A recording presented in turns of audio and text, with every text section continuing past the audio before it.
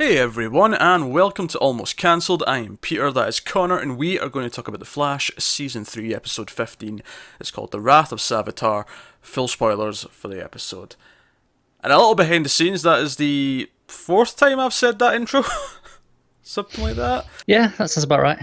Yeah, we are having some tech issues. Connor's internet eventually went out, which meant we had to push the reviews to today anyway. But Connor's actually slightly out of sync. His video was slightly behind, and we've tried everything we can. We can't seem to fix it. But as a result, we kept pushing it back, and now we're just doing it. So I've actually got his face covered on my screen, because if I look at his face when he's out of sync, I end up waiting for him to stop moving before I respond, and it was interfering with the flow of the conversation. But It was becoming rather stilted. yeah, so just to let you know, there's some tech issues, but we're working through them, and it shouldn't matter too much on the end, except his face is slightly out of sync, and that's kind of annoying. But I apologies. guess the solution here is don't look at my face, which you might want to do that anyway. That's good advice, I think, for Exactly. for any day, really. But yeah, let's get into it. So the Flash. First things first, Savitar is back. Obviously, we've seen him at the end of the last episode, but he's back in full force. And in fact, the entire episode ended up being about him trying to escape. Because there's a lot of mystery about where is he, where have I trapped him in the future. And it's a Speed Force. He's trapped in the Speed Force. Kind of obvious. Yeah. And it turns out that the Philosopher's Stone, got into the Speed Force, is actually what he needs to escape. But luckily, Caitlin kept a part of it, but they all think that's the bad thing to do. So then she feels bad, and then But then it's like, oh no, you did good. yeah, and then Wally, in a moment of stupidity, decides to throw it in, thinking that'll fix it, because he's not there when they all He's realise. very gullible, isn't he?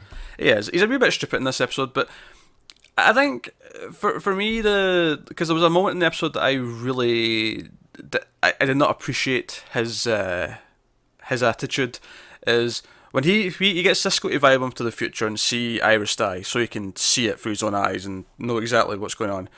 And he notices that Iris isn't engaged, and she's engaged now because at the end of the last episode Barry proposed and they announced at the start of this episode. But he notices she's not got a ring on her hand. And he storms into the main room of Star Labs and demands in front of everyone that Barry admit why he proposed. And for the life of me, now admittedly, if he's been affected and, by Savitar and it's messing with his head, and he kind of acknowledges that a little bit later with Jesse, fair enough, but at the time I couldn't think of me, why did he feel the need to do this? What does it gain? I don't think he gains everything. I think he's just impulsive. I think he's been shown to be impulsive quite a bit. That's true, he has been. And I think this is just, he sees that that she hasn't got the ring. He knows that Barry's seen this, and he knows exactly why Barry's done it, and he's angry because it's his sister, and he's gone, wait, you're doing this for the wrong reasons. Why are you doing this? Well, sure, but I don't think it's that bad either. I don't know. I can see how it is quite bad. I don't think it's that. Well, don't get me wrong, I'm not saying it's completely squeaky clean and there's no issue. There is an issue, but I don't think it's storm into the room and demand and admit what you've done wrong. To me, it's I will talk to Barry and I inquire agree. about This is why it is wrong what Barry's done, and that's kind of what ultimately happens with the plot with Iris. Yeah. And she is also falls on the side, but as we've seen, she's a lot more measured and she understands how to deal with this. Wally is just impulsive. He just reacts. He felt too angry for me. He did, but I don't think it's that out of character either. Yeah, I suppose that's true. But it was annoying because it's like, why are you doing this? Yeah, it made no sense. Like, do we really need this conflict in the middle of everything right now? But that's that. But obviously, one of the running theories right now, and I'm more convinced than ever after this episode. I am pretty convinced, although I will offer a counterpoint as well. There is one line that makes me think maybe not. So, the running theory right now is that Savitar is actually Wally. He's Wally from the future. I think we spoke about this last week. I think we may have mentioned it, but just to go into it, Wally from the future, the Speed Force has consumed him, he's went insane, or whatever, and he's become Savitar in the future, and that's him. And obviously, a lot of this, like, he ensured Wally would get his powers, and then he's taken Wally into Speed Force, and he's like, "You're fast enough to replace me in this," because, like, presumably, wherever he is, there still has to be a speedster in there. Well, yeah, he references Atlas, the Greek myth, where Atlas holds up the sun, and he tricks someone to replace him. Is how he gets free. It always has to be someone there. Yeah, and that's all fine, and that makes you think, all right, okay, this seems right, especially since Wally is having outbursts. Maybe he is, and maybe that's why he is so easily affected by Savitar. Why he's seeing him like he has been, because he's actually him. Could be. However, the only counterpoint I will add is that I also think there's a small chance that it could be Barry from the future. Okay. Just the way it works either way. A lot of the reasons why it could be Wally's are the same reasons why I think it could be Barry. What was really sticking out to me though, multiple times in this episode, to a ridiculous degree, Savitar kept saying to Barry, "I'm the future," and then you assume a comma, Flash, right? Okay. He says it like 4 times to the point where I was thinking, is there actually a comma there, or is he being really blatant and like wink wink? But that also works for Wally's future It does. as well. It does work for Wally. Right. Okay. So I've got some more evidence towards Wally, if you will indulge me. Go for it.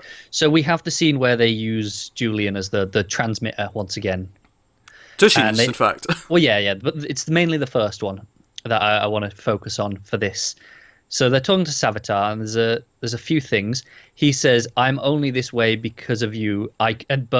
So you know, like that's kind of the vague, you know, the Philosopher's Stone, although they drove him mad, whatever. Yeah. Barry. That one can work either way. But then he says, "I created myself," and Savitar gave Wally speed. Of course. You could even argue that it just means Wally himself grabbed the stone, which gave him speed. It could be that, but even more literally, like Savitar even references in this episode, or Wally references how Savitar gave him his speed. No, I agree. It's the most likely, but I think there was another one that the line that really stood out to me in that conversation that I loved was Barry says, "We got rid of the Philosopher's Stone," and he says, "Did we? Not did you? Did we?" Is Savitar's response, which I really liked. The only one that makes me think it's not Wally is he says, "I've been here. I've been there since the start," and obviously I'm wondering if that's a hint as since the start of the show, like very like meta references. Wally wasn't there since the start. He wasn't part of this core cast. Well, it's Eddie, obviously. Well, yeah, could be, could well be. I mean, he'd have a reason to be angry. I mean, he had to sacrifice himself, and Barry stole his girl. I mean, why he wants to kill Iris? I mean, I guess he just went insane in the Speed Force. Well, yeah, Savitar says how he's gone insane 3 times over, or whatever it was. But those were the ones that stood out to me as evidence. I don't know. I picked up on all those as well. There was a lot of hints like that. It definitely, no matter who it ends up being, it is someone that we know. It's someone that is core to the central cast. Part of the group. It's probably Wally. I think there's a small chance it could be Barry. Although part of me thinks it won't be, just because he's already messed up so much with Flashpoint. If he is literally the one from the future who's trying to kill Iris, no one will ever trust him again. No, and I also think it'll be Barry's redemption at the end of this season will be he'll take Wally's place, thus Savitar will never exist.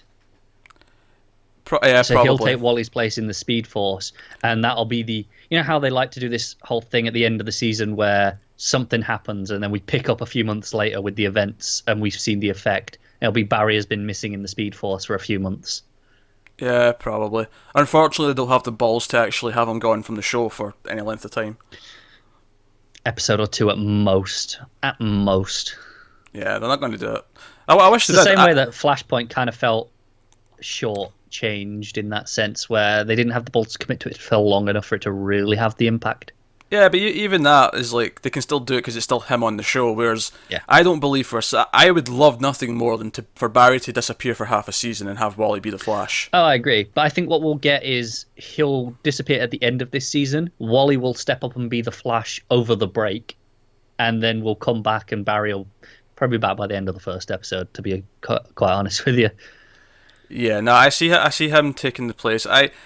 I did like the visuals of Wally getting sucked into the Speed Force at the end. It was very, very similar to something recent in the comics. It was, wasn't it? I noticed that as well, especially with that hand. The hand and When he reached out and it's like the suit disintegrating. It was very, very similar to something in the comics recently. So that was cool. I will admit, though, I did think it looked a bit weird that Barry just stood there and didn't even try to grab him. Yeah, it's like I'm just gonna let you get sucked in. Maybe that's why Wally gets angry and becomes Savitar. There was a few things like that. I'd like, why the hell did Jessie not run out there too? Yeah, I don't get it. was weird. Like, she's in love with him. She has super speed, and even earlier in the episode when Wally like hallucinates and sees his mother, and Jessie sees this and then he speeds off. I'm like, you have super speed too. Chase him if you're concerned. Yeah, to be fair, they have established that Wally is much faster at this point. Well, true. She doesn't even try. She just stands there. But what I don't get is she's just there. Hey, Wally, you're scaring me. Run and get Barry. It'll take you 2 seconds, literally. Yeah, there was a few things in this episode where I was like, why aren't other people showing up? What I did like, though, is the fight between Barry and Savitar at the end. Which, by the way, I'm loving that Savitar's actually got a physical suit now. It's not just all CG. Yeah, it looks pretty good. I see some people complaining online that it looked like a Power Rangers villain. I think you're misremembering how bad those looked. Yeah, I see a lot of people going, oh, I hate this suit. It's so bulky and mechanical and it makes no sense. But it's real. It's there. I like it. They can touch it. I like that it's so different from all the other suits, because all the other suits are kind of a variation of Flash's costume, right? And that's fine. To the point where I only just noticed in this episode that he actually has a lightning bolt on his chest, because it just blends in. Like, it's not even that. Yeah. But all the other suits have been kind of exactly the same as Barry's suit, just a different color and a few tweaks here and there. This sticks out. It's different. And I like that. Yes. So, yeah, that was that. So, obviously, Joe was a little pissed that Barry never asked for permission to marry Iris. I love his face. The minute where they tell everyone, and everyone's like, oh, congratulations, you just see Joe there, like, going, what the hell? What is this? No one told me. Do you know what I like about that is, even before it got to the you never asked for permission, I did like that he looked like he was going to be angry, but I knew he was actually just so shocked and happy that he couldn't respond. So I liked that. It felt like a really natural Joe reaction, and Joe being one of the best TV dads and coming over to comfort Iris later, it always works. I think it helps that he's one of the best actors on the show as well. Oh, he is, yeah. And his advice to Iris actually made a lot of sense to me. It's like, yeah, you live such complicated lives, just keep it simple. Don't. Yeah. Don't. He's a superhero. Your brother's a superhero. Which, by the way, poor Joe. Joe worried for the last 5 episodes that his daughter's going to die, and then just like that, his son gets taken into the Speed Force, and he's standing there as Barry's lying in the bed. He's holding what's left of Kid Flash's suit, and he just looks defeated. And it's breaking my heart. Dads in the DCW verse do not do very well, because Quentin Lance has had a rough time as well. Sure, but I actually care about both of I'm not kids. disputing that. I'm just saying, as fathers, they both have really rough times. Yes, I suppose that's fair. But no, that was breaking me. That was definitely the heart of the episode. Was his response, his reaction to everything after Wally died. Wally going away was really emotional, other than Barry just standing there like an idiot and not trying to grab him. So that was the one sort of blemish on it. But the actual fight with Savitar, I thought was pretty cool, especially when Barry phased through the blade to cut it. It was cool. Yeah, when he did the reverse flash hand. Yeah. I'll call it the ultrasonic wank movement. Why not? That's actually what it is. Come on now. But yeah, that was good. So yeah, Julian's a dead man because him and Caitlin are getting too close. Far too close. Yeah. Far too close. They're too lovey-dovey. He's a dead man.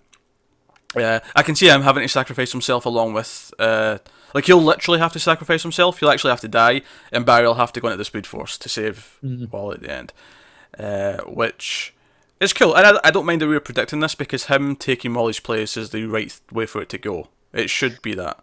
Yeah, I know some people always complain when they can see the outcomes coming.